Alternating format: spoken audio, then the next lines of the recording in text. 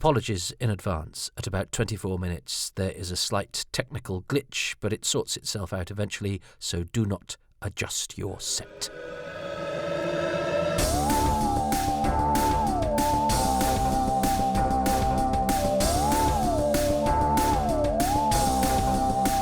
Welcome to Happy Times and Places, a Doctor Who episode commentary podcast with me, Toby Haydock.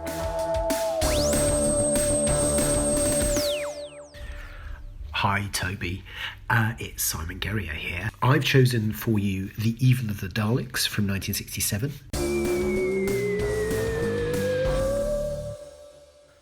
Right, well, welcome back listeners and viewers, depending on which you are. If you're a viewer, you've noticed I've raised the camera a bit to so that the camera's looking down on me like a squat malevolent Dalek.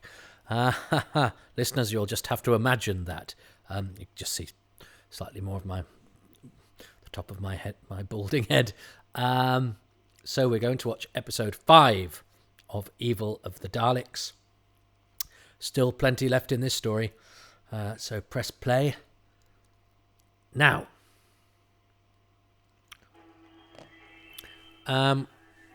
Interesting, I chose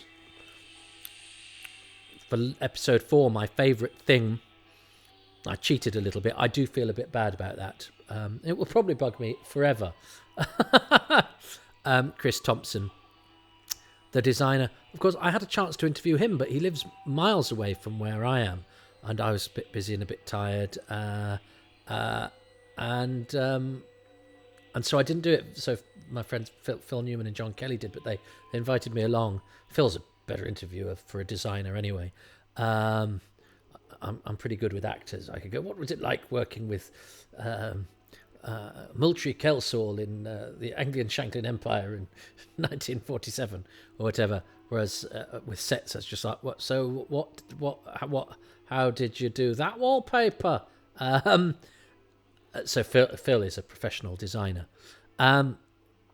But I had a chance to interview the fantastic designer of this story, his only credit on Doctor Who. And I didn't. So as well as half of the cast that got away, the designers also got away from me as well. I have interviewed Roger Bunce, who's one of the studio cameramen from this, and Tim Coombe, who's the assistant. Yes, that's the bit with the Dalek casing from Power of the Daleks that I mentioned last week. You can see it in the telesnap. How funny. Ha ha ha ha. And I wonder, that will have been a nice moment with the Dalek falling off the balcony. And I think, did they have to make a special slim Dalek in order to fit through to get onto the balcony? There's lots of interesting Dalek facts.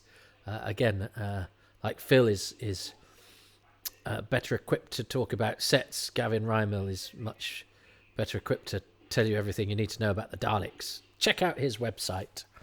He's not sponsored me. I've mentioned him loads of times, but I do like his work. I like the scholarship and industry that goes into the piecing the history of Doctor Who together. Deborah Watling, I always think of as my sort of Doctor Who twin, because I was delighted there was an interview with her in Doctor Who magazine, and it opened saying Deborah Watling was born in Loughton in Essex, which is spelled Loughton. Well, I spent my childhood, and my family still live in the same house in Loughton, spelt Loughton, in Shropshire. And she was born on the 2nd of January 1948. I was born on the 2nd of January 1974. So Deborah Watling is my Doctor Who twin, and nobody's born on the 2nd of January. It's a terrible birthday. I think David Bailey, the photographer, maybe. Tia Carrere from Wayne's World. But no, most people don't even bother to get out of bed on the 2nd of January. It's the worst birthday in the history of time. Everyone waits till the next day or gets it out the way the day before. Troughton's very cunning here with Arthur Terrell, isn't he?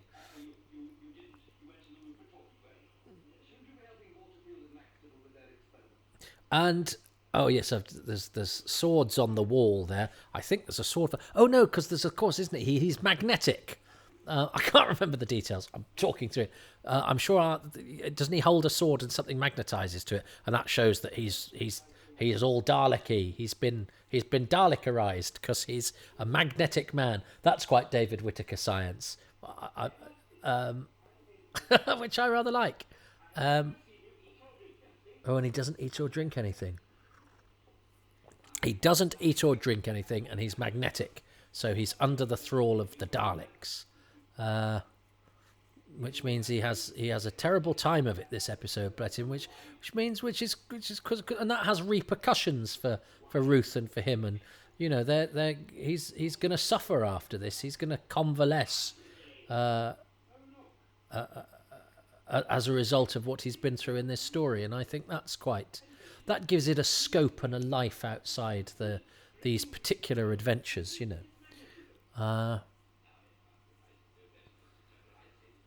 5 episodes in, and John Bailey, here he is as Edward Waterfield, the saddest man in Doctor Who. I was hang on, I'm a professor. I'm not a student of human nature. I'm a professor of a far wider academy, of which human nature is only a part. That was in the book Doctor Who. I will come back to John Bailey, don't worry. Doctor Who, A Celebration, which is the moment, or which is the gift that I was given that I think transformed me from a kid who liked Doctor Who into a Doctor Who fan. It was so packed full of really interesting things, and I remember the family sort of passing it around at Christmas going, oh, it started the day after John F. Kennedy died. Oh, do you know he's never actually been called Doctor Who? Blah, blah, blah, blah. Although even that does a little footnote saying, apart from the War Machines. Poor old Arthur Terrell's got the Dalek voice in his head. I love that. Yeah, it's really nice. That's a character going through the ringer. But Doctor Who, A Celebration, had colour pictures in the middle, and it had one of each Doctor up to that point with a quote. So William Hartnell, it was a picture of him, and the quote was, "I'm a citizen of the universe and a gentleman to boot." With Troughton, it was that one from Evil. I think for Pertwee, it was from Day of the Daleks. Sea Devils going. Was it the Sea Devils? I remember saying to old Napoleon, Boney, I said, although I read that as, I remember saying to old Napoleon Boney, I said, and it doesn't because I misinterpreted what the speech marks were. Tom Baker, did he have I'm a Time Lord, I Walk in Eternity? I think so, a picture of him surrounded by sort of refracting light and a sort of kaleidoscopic light. And Davison on the floor with broken bits around him. And I think his quote was, even a broken clock tells the right time twice a day, which I don't think is one of his lines, is it? Maybe it is. But those were the quotes under each Doctor in the middle of Doctor Who, A Celebration. So I'm not a student of human nature. I'm a professor of a far wider academy, which human nature is only a part. Didn't really know what that meant. This was 1983, so I was 9. I certainly didn't know what I'm a citizen of the universe and a gentleman to boot means. I was going, what? You're allowed to kick him? What does that mean? What does that... So I've spent a lot of time being baffled by words and idioms in Doctor Who that I've only then come to understand later. That's an excellent shot of Molly Dawson being hypnotised.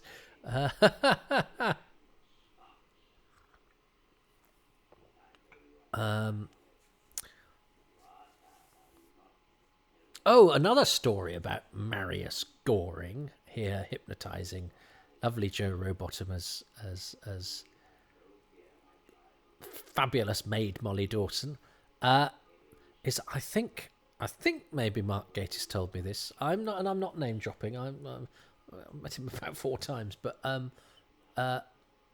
it's just to quote my sources. Somebody told a story of Marius Goring used to walk around in a 3-piece suit with a tie and a pocket square, and I think the story had came up because I like to sport a pocket square when I'm out and about, because I was delighted when I did a DVD commentary for the Android Invasion, which is an entirely audio medium, and they don't film anything on the day.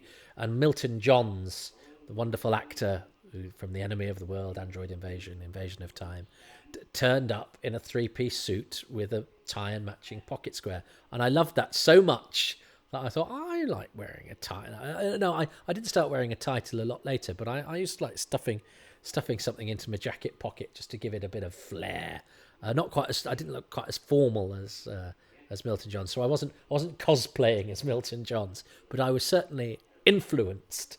And anyway, apparently, Marius Goring used to go around dressed in a very smart three-piece suit with tie and pocket square, but with trainers on, apparently exquisite, very clean white trainers, because he was in his late 70s, early 80s, and it needed comfort on the feet, and I was given a line, and I can't remember what it was, where he said something about, you look good, but you've got to always go for comfort downstairs, sort of thing. So I love that idea that even when you have to wear trainers because you're a bit sort of gnarled and old, you still, try and have a few, a few standards. I do like a standard.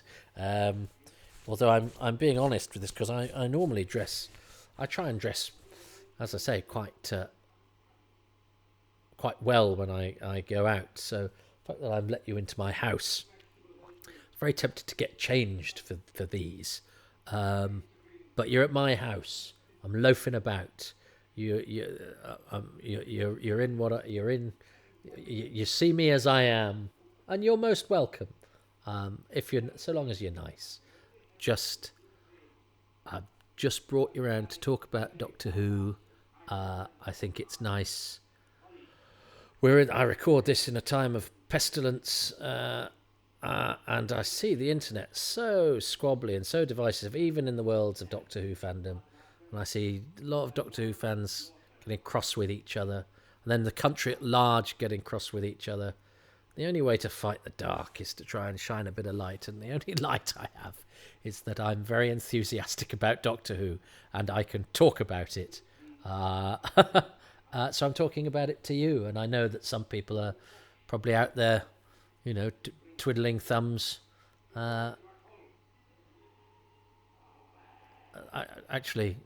was going to say maybe short of Doctor Who material. You're not short of Doctor Who material. There's plenty of Doctor Who podcasts. So thank you for choosing this one, or thank you for choosing to watch along. You're on my sofa, or am I on your sofa? Anyway, hello. I like this dynamic between Maxwell and Terrell. I mean, it would all go, I think, in a modern story, or it would be dealt with in a couple of scenes. But I think he's a good actor, good character. Oh, that was the point. Christopher Benjamin was considered for Toby, I mentioned a few episodes ago. I pick a little bit of a fight with the way that Doctor Who's history is written sometimes, because they, in production files, they find sort of actors' names scrawled next to parts. And it's always written up as, for example, with this, Barry Ingham lost out to the role of Arthur Terrell to Gary Watson. I don't know that he did. Barry Ingham may well have been considered, but Barry Ingham was a big actor. Associate artist of the Royal Shakespeare Company. He's Paris in The Mythmakers. He's in the film of Doctor Who and the Daleks. He may have been considered or thought of very fleetingly for the role of Arthur Terrell. It doesn't mean they offered it to him, or it doesn't mean that they thought of him and then went, nah, not him, let's get Gary Watson. They might have offered it to him. It might not have even got to him. His agent might have gone, no way, it's not a big enough part. So when they say, so-and-so lost out to so-and-so, there are other actors considered for other parts. I think Lee Montague, fine actor, was considered for Maxtable. That doesn't mean he lost out to Marius Goring, or that they're comparable, because I've been involved in casting of stuff. You write loads and loads of names. It doesn't mean they're in competition with each other, or one person is offered it and another isn't, or whatever. All sorts of different factors, and sometimes it's just speculation. So it's just a little hill I want to die on, in the way that sometimes, and I think it goes on because people then go on to IMDb and go, so-and-so won the part over so-and-so. Not necessarily. Some of the others may have been offered it and turned it down. I thought that was really important as I started saying it. I've tailed off a bit and realised that some of the hills I'm prepared to die on are pointless deaths, and they're only things that worry me. But it's amazing, because that's been up in my head for so many years as a thing that's slightly irritated me when I've read it. This is my chance to say it out loud, and then you go, oh, actually it doesn't really matter. But that's a lesson for life. It's because I think I think sometimes we bottle things up and then we get furious and we type them on the internet and we expunge our things that annoy us.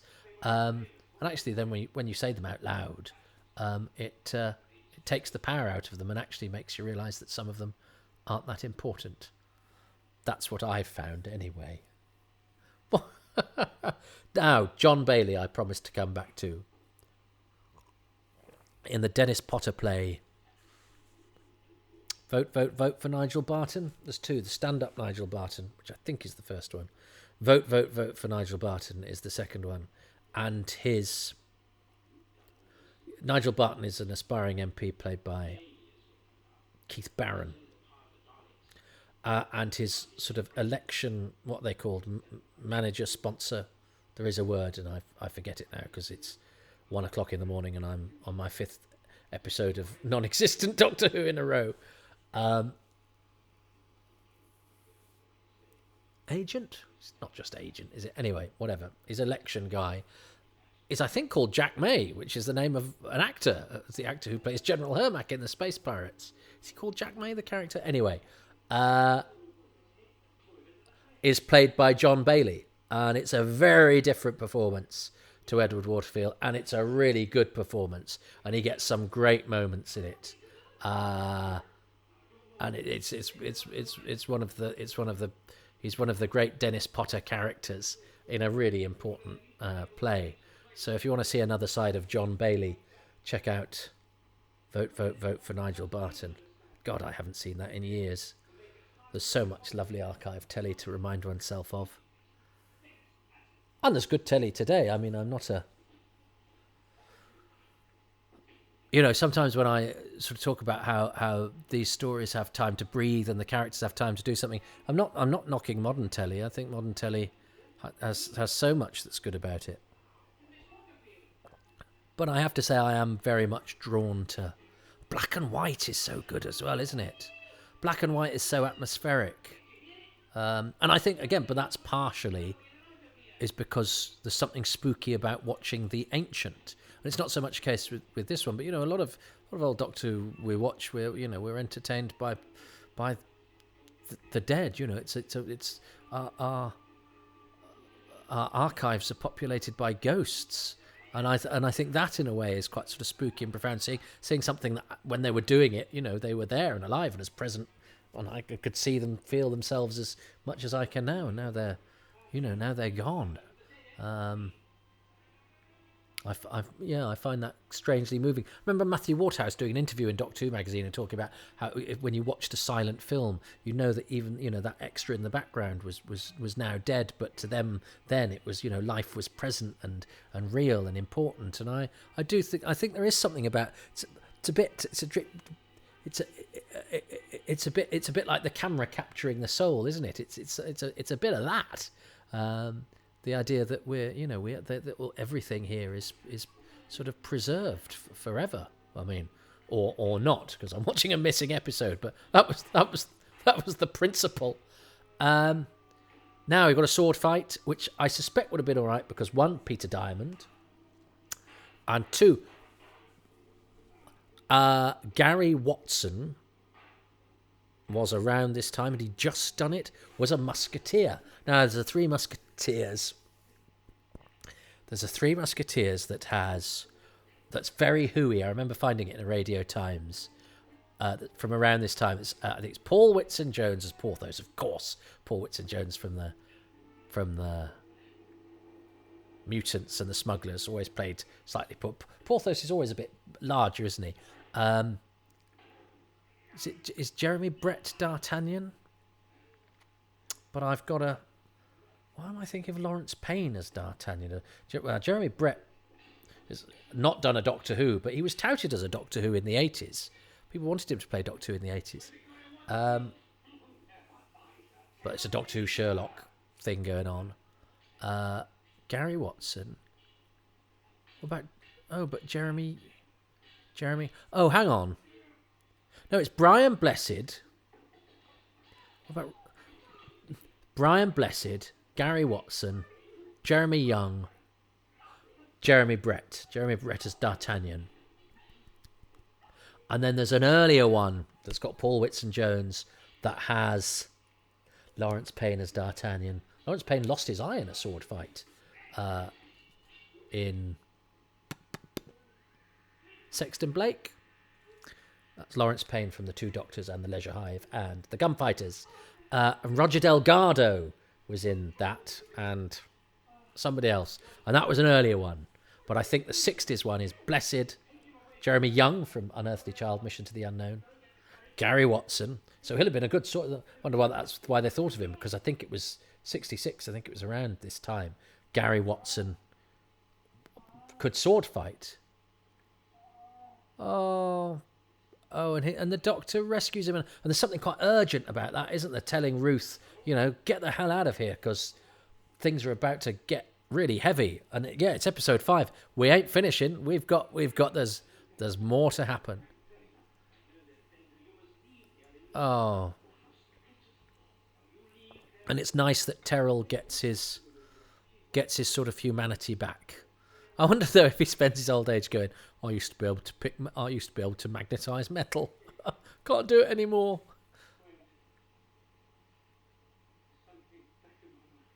Yeah. So yes. Anyway, 2, 3 Musketeers, 6 Musketeers, 8 Musketeers, because D'Artagnan's a Musketeer. But yes, I remember thinking how who heavy one or both of them were when I found them in. My idea was to go to Birmingham Library, which I only did it I think twice, but it was like, because I live in the middle of nowhere, to leaf through Radio Timeses. That's when I found gold, like a cast list for production of The Three Musketeers that had some Doctor Who actors in it. That was to me that was more exciting than football. Oh dear.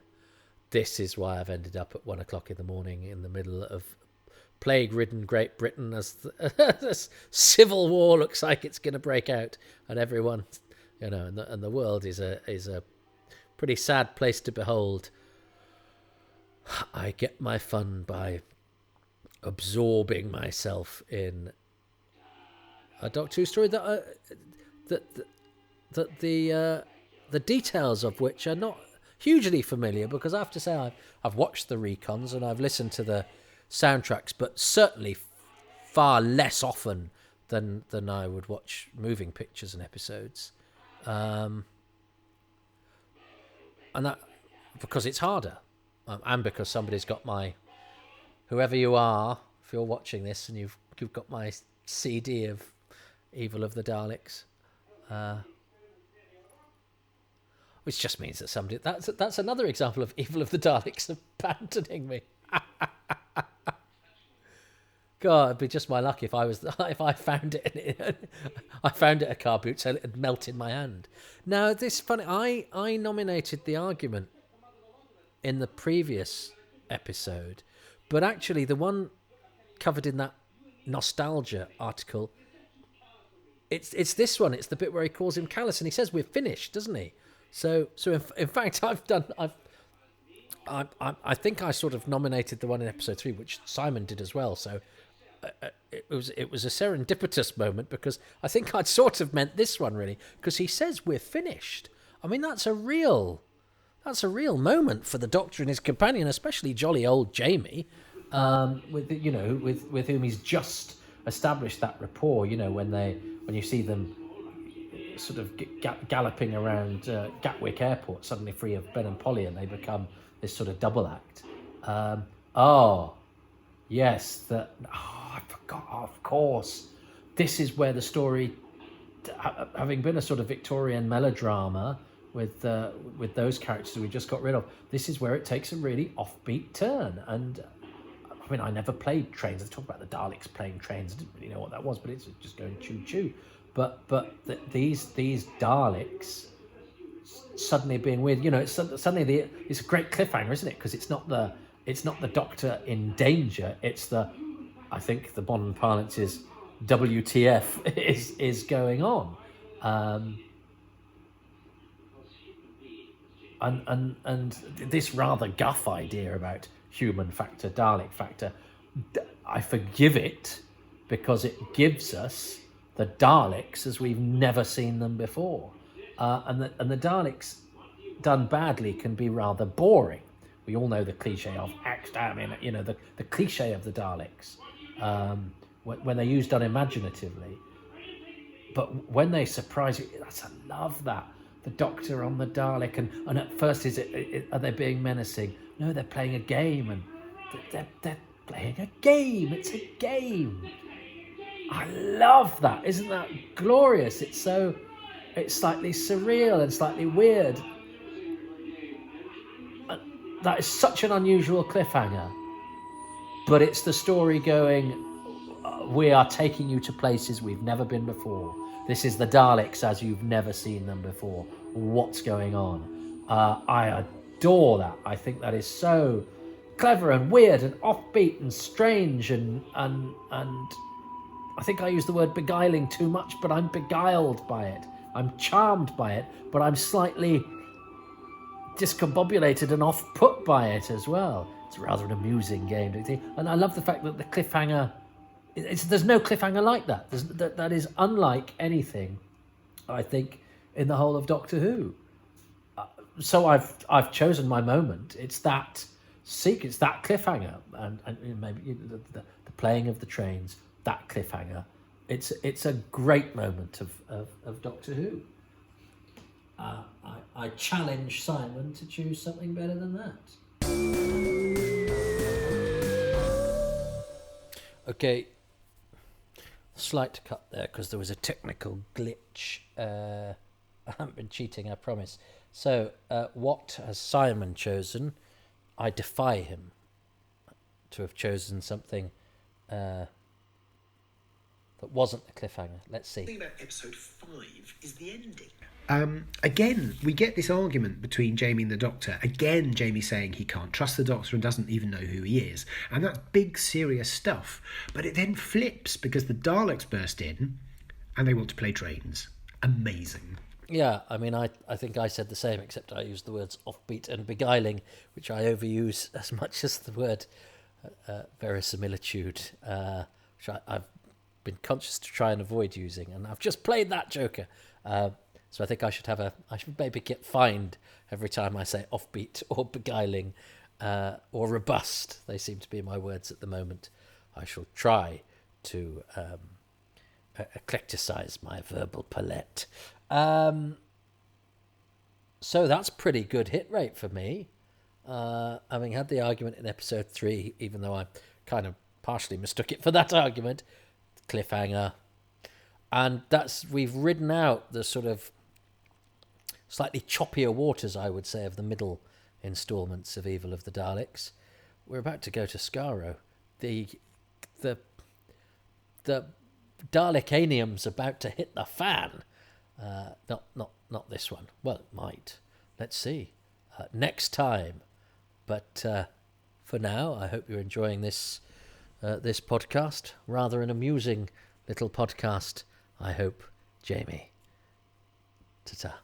I think you'll find. I think you'll find. I think you'll find. I think you'll find.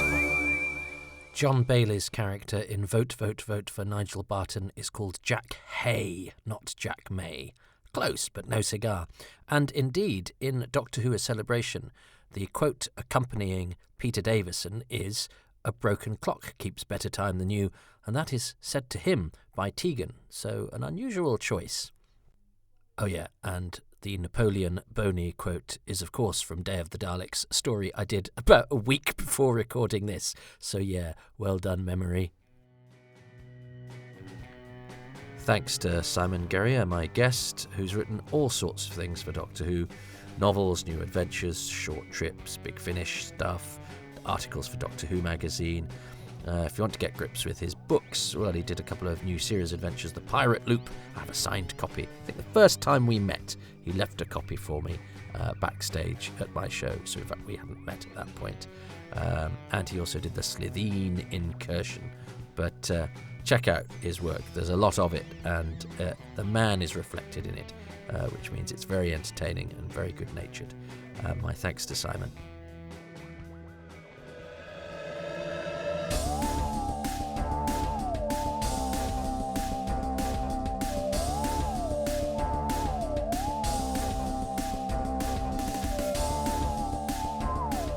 Happy Times and Places was presented by me, Toby Haydock, and my special guest was Simon Guerrier. The music for Happy Times and Places was specially composed by Dave Gates. Thanks to this episode's featured patrons, John Deere, Ian Key, Jenny at Bluebox 99, James Blackett, Michael Dennis, Tim Dickinson, Pete Dillon Trenchard, and Monsieur Poirot. And thanks, of course, to everyone who is supporting me via patreon.com/Toby Haydock, where you can get early access and bonus episodes.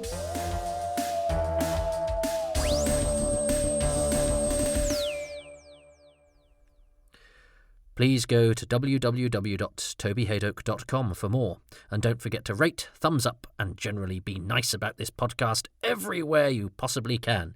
It's easy for you, and it helps me, and I'll be very grateful.